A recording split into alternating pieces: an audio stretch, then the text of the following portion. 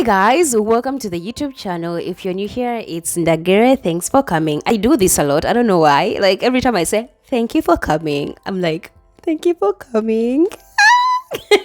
So in today's video, I get a lot of questions in the comments on my Instagram, even on TikTok. In the comments, I see people asking me, how is it like to date a Ugandan woman because I'm from Uganda, or African women in general? First of all, before you even think about where you're going, like I keep telling you guys, whether you're in the diaspora or just in the continent looking for your better half or an African woman, first thing that you need to know is which country you're going to.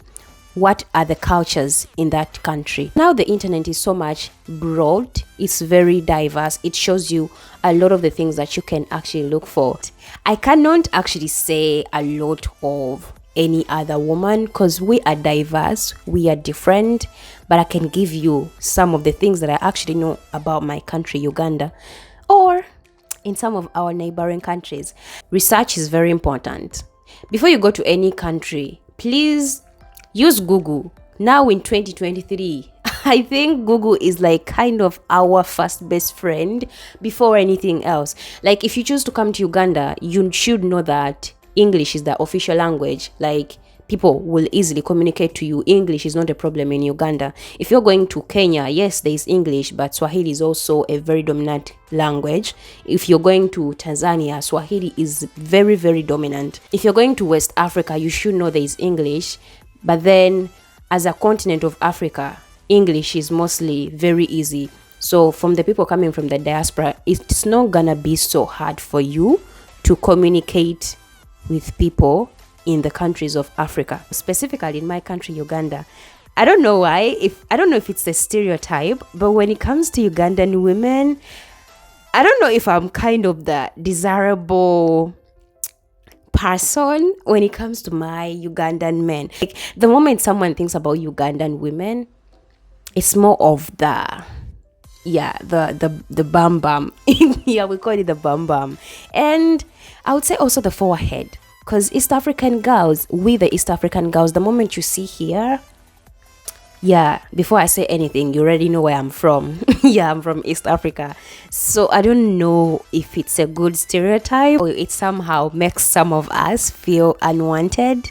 Like Ugandan women are thick women in general. Demand in Uganda. And other things that you need to know, we as Ugandan women, or the traits that we have as African women, we like men that are confident. As women, we know when someone is confident in what they are saying or what they are doing. And we like the traditional way of actually coming to us. And there is also a thing about social media where there is dating sites or dating apps. I think they are okay. A lot of us used it. I used it too. But women in African countries or women in Uganda prefer a man that is willing to come and approach you, because that's when you can really see their personality. You can really engage and know the person that you're talking to. So it's okay to use apps, but we prefer, it's not even about me. We prefer you coming as like in the traditional way and approaching and getting to know me and asking for my number. It's beautiful.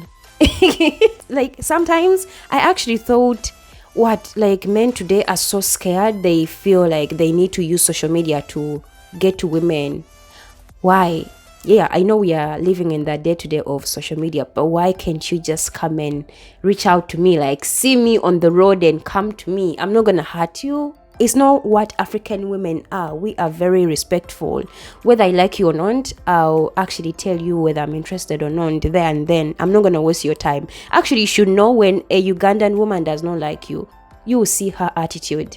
It will clearly show you whether she's interested or whether she's not. The other thing is we like to be loved and cared for. Come on. If you're coming to Africa, you should really know we like being pampered.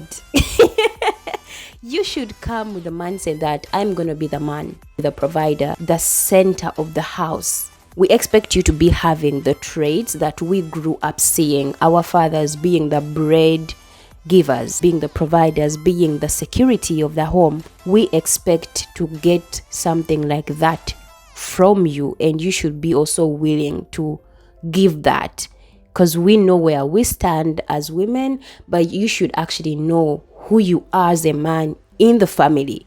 And that is the most, I think that is the most important thing. Like most African women, if you can provide for them and really not stress them when it comes to the way you behave, your character or your personality, like the communication, I think we are the easiest people to be with, or to what I've actually seen with friends, with people, with my family people. And it's not actually my preference, don't get me wrong, it's not about me. Another thing is about the culture. A lot of the time, we as women, we have the culture that we grew up having. And I saw a video where someone was saying people in the diaspora don't have culture. I don't know about that, because I feel like everybody has the culture. It's just different in their own way. If you are coming to get a woman in the country, you should be willing to learn a bit of the culture and respect a bit of the culture. You should know that these things are what our elders actually see to approve you and take me, because you need to know my culture. And I'm not saying that we don't accept your culture or don't respect it, we do, but the fact that you're coming to the motherland, you need to adjust as well and be like these other races of men. They really do the maximum when it comes to respecting African cultures. That's why you're going to see them wearing our attires, going to our functions, kneeling down like I said, acting like they are actually indigenous people to the continent, when they are just learning and appreciating and following and respecting the African cultures. So that is something that is going to make the elders actually want to have you in the family. If you come from the diaspora with your pounds and dollars and think you're going to Africa, we don't know currency, brother, please, I don't want you to be in a situation like the other previous video I made of a guy stuck on the airport for $100. Can't go back to America. Yeah, because now the generation of today is very smart.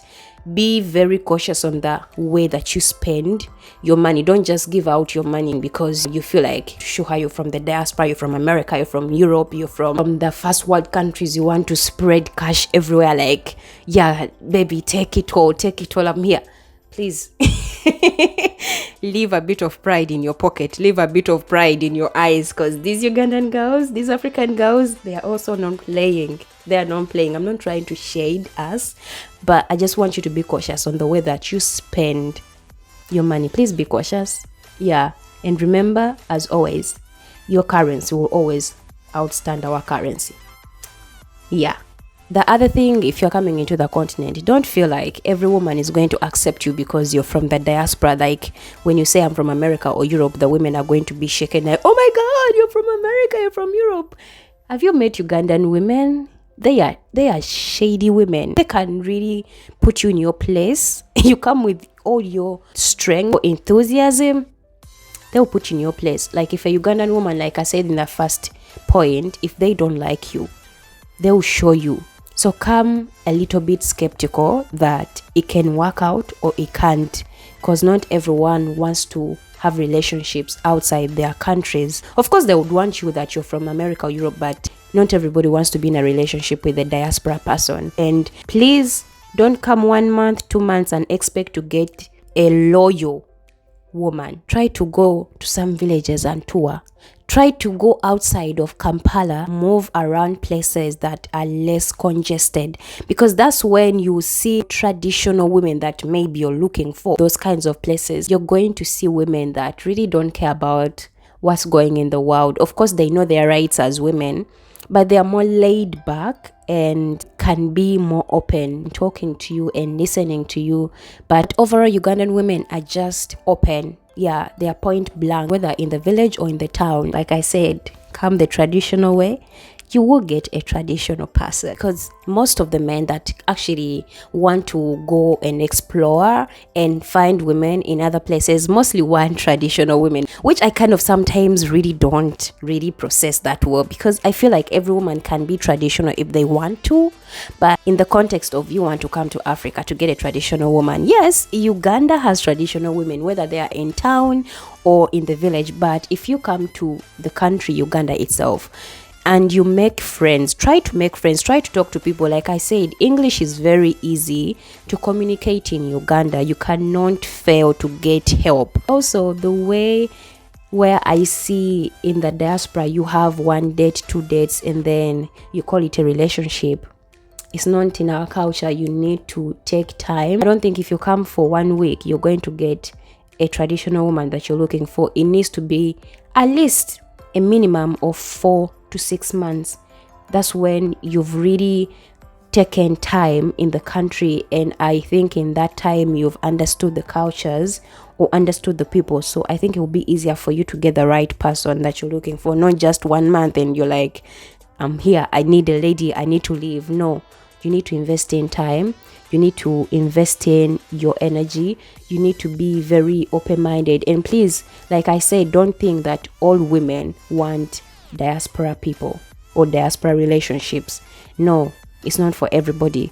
If you come and maybe you're denied, don't feel bad. Just look for other places. Just look in other African countries. Don't give up. I mean, if you are at a state where you've given up in your countries, why not give it a shot at other different countries? If Uganda fails, go to Kenya, go to Tanzania, go to Ghana and explore, because, I mean, I need you in the continent. One last thing that I can give you is we need money. Come on. Every woman on this planet wants money. Okay, maybe the ones in the diaspora can be too much, which I don't really know that much, but every other group of women on this planet, Asia, Europe, Africa, America, South America, wherever, we all need money. Just maybe the way we ask or the way we appreciate that money. Because when it comes to, let's say, my country, Uganda, Ugandan men, if he loves you, if a Ugandan man loves you, he would do anything to get that money. Even if he's broke, he will do anything, because he grew up knowing he's the provider, and he knows if he doesn't do that, maybe somehow you might kind of leave him, which is not even that, but they just feel this pride of giving and providing. It gives them this esteem that, yes, I'm a man, I'm providing for my woman. There's also this scenario where, like, a man can actually tell you, why aren't you doing your hair? I have the money, do you want to go and do your hair? Because they know you're supposed to be looking beautiful. Like, they don't want you to look at other women and be like, your man is not, caring for you. And there's also this thing, because I said I'm not kind of the perfect beauty standard, I would say, in my country, because they like thick women.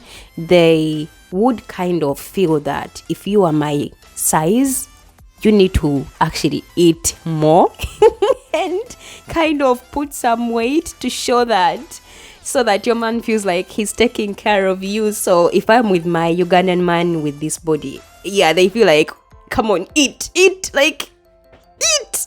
And it's not in a bad way, but it's just like they feel proud and they have pride when they see their women shining and blossoming. When they walk with you in the street, you're glowing, everybody's looking at you. There's that pride that they feel. So if you're coming, please, we need money. We need to be cared for. Like I said in the previous comment, we need to be cherished. Yeah, not in a bad way, but also Ugandan money is something that you take when it's accounted for.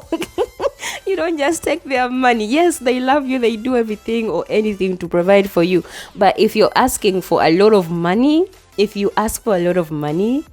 you're gonna give a budget where it's going, and then the balance, and then the whole accountability thing. It's just funny, but I think we are just used to it. It's just how our men are. So That is something that you should know. One last tip, I think I've said so many last tips, is please try to learn the language. We appreciate if a foreigner comes in our countries and actually learns a bit of some words like how are you, how much is this, where's the toilet, you know, those simple things like hello.